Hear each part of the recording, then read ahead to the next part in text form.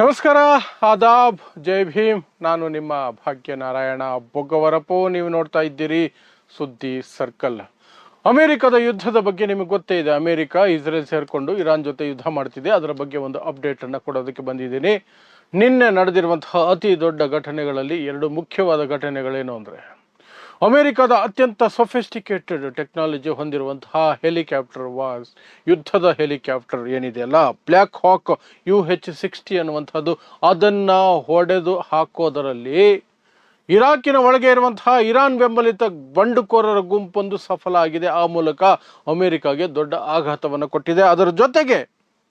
ಅದರ ಜೊತೆಗೆ ಬಂಕರ್ ಒಳಗಡೆ ಇದ್ರೆ ನಮ್ಮನ್ನು ಏನು ಮಾಡೋಕ್ಕಾಗೋದಿಲ್ಲ ಅಂತ ಇಸ್ರೇಲಿ ಜನ ಅದೊಂದು ನೆಮ್ಮದಿಯನ್ನು ಕಂಡುಕೊಂಡಿದ್ರು. ಬಟ್ ಈಗ ಅದು ಸಹ ಸುರಕ್ಷಿತ ಅಲ್ಲ ಅಂತ ಒಂದು ಘಟನೆಯಿಂದ ನಿರೂಪಿತ ಆಗ್ತಾ ಇದೆ. ಏನು ಅಂದರೆ, ಇರಾನ್ ಹಾಕಿದಂತಹ ಒಂದು ಹೊಸ ಮಿಸೈಲ್ ಇಸ್ರೇಲ್ನ ಒಂದು ಬಂಕರನ್ನು ಸೀಳಿಕೊಂಡು ಒಳಗಡೆ ಹೋಗಿ ಭೇದಿಸ್ಕೊಂಡು ಹೋಗಿ ಅಲ್ಲಿ ನಾಶ ಮಾಡುವಲ್ಲಿ ಸಫಲ ಆಗಿದೆ. ಆ ಮೂಲಕ ನೆತನ್ಯಾಹುವಿಂದ ಹಿಡಿದು ಇಸ್ರೇಲಿನ ಸಾಮಾನ್ಯ ಪ್ರಜೆಯವರೆಗೆ ಬಂಕರ್ ಒಳಗಡೆ ಇದ್ರೆ ನಮಗೇನು ಆಗಲ್ಲ, ಈ ಒಂದು ಧೈರ್ಯದಿಂದ ಹೊರಗೆ ಬರಬೇಕಾದಂತಹ ಸನ್ನಿವೇಶ ನಿರ್ಮಾಣ ಆಗಿದೆ. ಸೊ ಇದೆರಡರ ಬಗ್ಗೆ ನಮಗೆ ಇಲ್ಲಿಯವರೆಗೆ ಬಂದಿರೋ ಮಾಹಿತಿಯನ್ನು ವಿವರಿಸುವಂತಹ ಪ್ರಯತ್ನವನ್ನು ಮಾಡ್ತೀನಿ.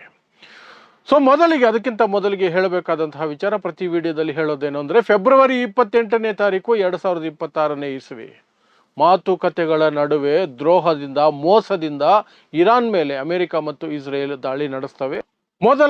ಮೊದಲನೇ ದಿನಾನೇ ಇರಾನ್ನ ಸರ್ವೋಚ್ಚ ನಾಯಕ ಅಯತುಲ್ಲಾ ಅಲಿ ಖಾಮಿನಿ ಅವರನ್ನ ಕೊಂದು ಹಾಕ್ತಾರೆ. ಇವ್ರ ಲೆಕ್ಕಾಚಾರ ಇದ್ದಿದ್ದು, ಅವರ ಸರ್ವೋಚ್ಚ ನಾಯಕನನ್ನು ಕೊಂದು ಬಿಸಾಕ್ಬಿಟ್ರೆ ಕೆಲವೇ ದಿನಗಳು, 2-3 ದಿನಗಳು ಅಷ್ಟೇನೆ, ಆ ನಂತರ ಇರಾನ್ ಕುಸ್ತು ಹೋಗುತ್ತೆ, ಶರಣಾಗುತ್ತೆ. ಆಮೇಲೆ ವೆನಿಸ್ವೇಲಾ ಥರ ಇದನ್ನು ಸಹ ನಾವು ಕಂಟ್ರೋಲ್ ಮಾಡ್ಕೊಂಡಿರ್ಬೋದು, ಆಯಿಲ್ ಲೂಟಿ ಮಾಡಬಹುದು ಅಂತ ಅಮೆರಿಕ ಲೆಕ್ಕಾಚಾರ. ಇನ್ನು ನಾವು ನೆಮ್ಮದಿಯಾಗಿ ಮಲಗಬಹುದು ಅಂತ ಇಸ್ರೇಲ್ನ ಲೆಕ್ಕಾಚಾರ. ಬಟ್ ಅದೇನೂ ಆಗಲಿಲ್ಲ. 27ನೇ ದಿನ ಇವತ್ತು. ಇಲ್ಲಿಯವರೆಗೆ ಇರಾನ್ ಯಾವುದೇ ರೀತಿ ಭಯವನ್ನು ತೋರಿಸಿಲ್ಲ, ಹಿಂಜರಿಕೆ ತೋರಿಸಿಲ್ಲ, ಒಂದು ಹೆಜ್ಜೆ ಹಿಂದಕ್ಕೆ ಹೋಗಿಲ್ಲ. ತನಗೆ ದೊಡ್ಡ ನಷ್ಟ ಆಗ್ತಿದ್ರು ಸಹ ಅದೇ ದೊಡ್ಡ ಮಟ್ಟದಲ್ಲಿ ಪ್ರತಿದಾಳಿಯನ್ನು ನಿರಂತರವಾಗಿ ನಡೆಸ್ಕೊಂಡು ಬರ್ತಾನೆ ಇದೆ. ಅದರ ಬಗ್ಗೆ ನಾನು ಪ್ರತಿದಿನ ನಿಮಗೆ 2 ಅಥವಾ 3 ವಿಡಿಯೋಗಳ ಮೂಲಕ ವಿವರಿಸುವ ಪ್ರಯತ್ನವನ್ನು ಮಾಡಿದ್ದೀನಿ. ಆ ವಿವರಗಳನ್ನು ನೋಡಿದ್ರೆ ನಿಮಗೆ ಸ್ಪಷ್ಟವಾಗಿ ಗೊತ್ತಾಗುತ್ತೆ ಪ್ರತಿದಿನ ಏನೆಲ್ಲ ಹೊಡೆದು ಬಿಸಾಕ್ತಿದೆ ಇರಾನ್ ಅನ್ನುವಂಥದ್ದು. ಸೊ ಇದು ಯುದ್ಧಕ್ಕೆ ಪೀಠಿಕೆ. ಸೊ ಈಗ ಇವತ್ತಿನ ವಿಚಾರಗಳಿಗೆ ಬರೋದಾದರೆ, ಬ್ಲ್ಯಾಕ್ ಹಾಕ್ UH-60 ಅನ್ನುವಂತಹ ಬಹಳ ಸೊಫಿಸ್ಟಿಕೇಟೆಡ್ ಲೇಟೆಸ್ಟ್ ಟೆಕ್ನಾಲಜಿಯನ್ನು ಹೊಂದಿರುವಂತಹ ಮತ್ತು ಈ ಅಮೆರಿಕದ ಸೇನೆಗೆ ಬಹಳ ಮುಖ್ಯವಾದಂತಹ ಹೆಲಿಕಾಪ್ಟರ್ಗಳು, ಆ ಒಂದು ಮಾಡೆಲ್, ಅದನ್ನು ಬಳಸ್ಕೊಂಡೇ ಲ್ಯಾಂಡ್ ಆರ್ಮಿಯನ್ನು ಅದು ಹಗ್ಗದ ಮೂಲಕ ಇಳಿಸೋದು ಅಥವಾ ಗಾಯಾಳುಗಳನ್ನು ಎತ್ಕೊಂಡು ಹೋಗೋದು, ಇದೆಲ್ಲವನ್ನು ಸಹ ಯುದ್ಧ ಭೂಮಿಯಲ್ಲಿ ಬಹಳ ಸಮರ್ಪಕವಾಗಿ ಶಕ್ತಿಶಾಲಿಯಾಗಿ ಕೆಲಸ ಮಾಡುವಂತಹ ಕೆಪಾಸಿಟಿ ಇರೋದು ಈ ಬ್ಲ್ಯಾಕ್ ಹಾಕ್ UH-60 ಅಂತ. ಇಂತಹ ಒಂದು ಹೆಲಿಕಾಪ್ಟರ್ನ ಇರಾಕಿನಲ್ಲಿರುವಂತಹ ಅಮೆರಿಕದ ಸೇನಾ ನೆಲೆಯಲ್ಲಿ ಅಥವಾ ವಾಯುನೆಲೆಯಲ್ಲಿ ನಿಲ್ಲಿಸ್ಕೊಂಡಿದ್ರು. ದಿಢೀರಂತ ಒಂದು ರಾಕೆಟೋ ಮಿಸೈಲೋ ಬಂದು ಬಿತ್ತು, ಧ್ವಂಸ ಆಗೋಯ್ತು ಆ ಹೆಲಿಕಾಪ್ಟರ್.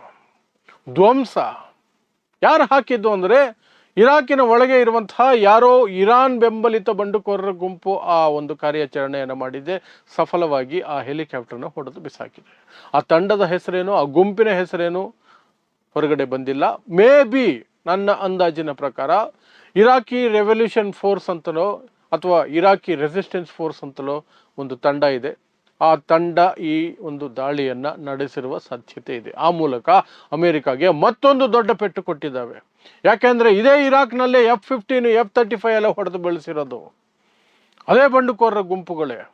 ಇರಾನ್ನ IRGCನೂ ಅಲ್ಲ, ಇರಾನ್ ಸೇನೆನೂ ಅಲ್ಲ, ಇರಾನ್ ಬೆಂಬಲಿತ ಬಂಡುಕೋರರ ಗುಂಪುಗಳು ಇರಾಕ್ನಲ್ಲಿದ್ದಾವೆ. ಅವು ಅಮೆರಿಕ ವಿರೋಧಿ ಕಾರ್ಯಾಚರಣೆಗಳನ್ನು ನಡೆಸ್ತಿರ್ತವೆ. ಅವು ಮಾಡ್ತಿರುವಂತಹದ್ದು ಇದು ಇರಾಕ್ನಲ್ಲಿ ದೊಡ್ಡ ಮಟ್ಟದ ನಷ್ಟ.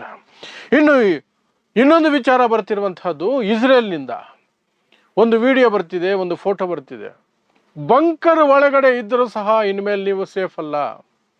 ಇಸ್ರೇಲಿಗರು ಏನು ಅನ್ಕೊಂಡಿರೋದು, ಬಂಕರ್ ಒಳಗೆ ಸೇರ್ಕೊಂಡ್ಬಿಟ್ರೆ ಈ ಬಂಕರ್ಗಳನ್ನು ಬರ್ಸ್ಟ್ ಮಾಡುವಂತಹ ಶಕ್ತಿ ಇರಾನ್ಗೆ ಇಲ್ಲ, ಇರಾನ್ ಮಿಸೈಲ್ಗಳಿಗಿಲ್ಲ. ಅದೇನಿದ್ರು ಅಮೆರಿಕ ಮಾತ್ರ ಹೊಂದಿರೋದು. B-2 ಬಾಂಬರ್ಗಳನ್ನು ಬಳಸಿ ಮಾತ್ರ ಅಂಡರ್ಗ್ರೌಂಡಲ್ಲೂ ಸಹ ದಾಳಿ ಮಾಡೋಕ್ಕೆ ಸಾಧ್ಯ ಇದೆ. ಇರಾನ್ ಕೈಯಲ್ಲಿ ಅದೆಲ್ಲ ಏನೂ ಆಗಲ್ಲ ಅಂತ ಇಸ್ರೇಲಿಗಳು ನೆಮ್ಮದಿಯಾಗಿದ್ದರು. ನೆತನ್ಯಾಹು ಆದಿಯಾಗಿ ಇಸ್ರೇಲ್ನ ಎಲ್ಲ ಪ್ರಜೆಗಳು ಬಂಕರ್ ನಂಬ್ಕೊಂಡೇ ಜೀವಂತವಾಗಿರೋದು ಮತ್ತು ಉಸಿರಾಡ್ತಿರೋದು ಮತ್ತು ಧೈರ್ಯವಾಗಿರೋದು. ಈಗ ಅದಕ್ಕೆ ಬಿದ್ದಿದೆ. ಒಂದು ಇರಾನ್ನ ಮಿಸೈಲ್ ಇಸ್ರೇಲ್ನಲ್ಲಿರುವಂತಹ ಒಂದು ಬಂಕರನ್ನು ಸೀಳ್ಕೊಂಡು ಹೋಗಿ ನಾಶ ಮಾಡಾಕಿದೆ. ಈ ಚಿತ್ರಗಳು, ವಿಡಿಯೋ ಎಲ್ಲ ಕಡೆ ವೈರಲ್ ಆಗ್ತಿದೆ. ಅಲ್ಲಿಗೆ ಇನ್ನು ಮೇಲೆ ಬಂಕರ್ ಒಳಗಿದ್ರೂ ಸಹ ಇಸ್ರೇಲ್ನ ಪ್ರಜೆಗಳು, ನೆತನ್ಯಾಹು, ಯಾವುದೇ ಮಿನಿಸ್ಟ್ರು, ಇನ್ಯಾವುದೋ ದೊಡ್ಡ ಮನುಷ್ಯ ಇಸ್ರೇಲ್ನಲ್ಲಿ ಸುರಕ್ಷಿತ ಅಂತ ನೆಮ್ಮದಿಯಾಗಿರೋದು ಸಾಧ್ಯನೇ ಇಲ್ಲ. ಯಾವುದೇ ಕ್ಷಣ ಇಂತಹದ್ದೊಂದು ಕ್ಷಿಪಣಿ ಬಂದು ಅಂಡರ್ಗ್ರೌಂಡ್ಗೆ ನುಗ್ಗಿ ನಿಮ್ಮನ್ನು ಮುಗಿಸುವ ಎಲ್ಲ ಸಾಧ್ಯತೆಗಳಿದೆ. ಸೊ ಈಗೇನು ಮಾಡಬೇಕು, ಅವರು ಇನ್ನೂ ಆಳಕ್ಕೆ ಹೋಗಬೇಕು. ಈಗಿರುವಂತಹ ಅಂಡರ್ಗ್ರೌಂಡ್ಗಿಂತ ಇನ್ನೂ ಆಳಕ್ಕೆ ಅಗದು ಸಮಾಧಿ ಲೆವೆಲ್ಗೆ ಹೋಗಿ ಅಲ್ಲೆಲ್ಲಾದರೂ ಬಚ್ಚಿಟ್ಕೊಳ್ಬೇಕು. ಅದರಲ್ಲೂ ವಿಶೇಷವಾಗಿ ನೆತನ್ಯಾಹುನ ಬದುಕಿಸಿಟ್ಟಿರಬೇಕು ಅಂದರೆ ಇನ್ನೂ ಆಳಕ್ಕೆ ಆಳಕ್ಕೆ ಆಳಕ್ಕೆ ಕರ್ಕೊಂಡು ಹೋಗಲೇಬೇಕಾಗತ್ತೆ.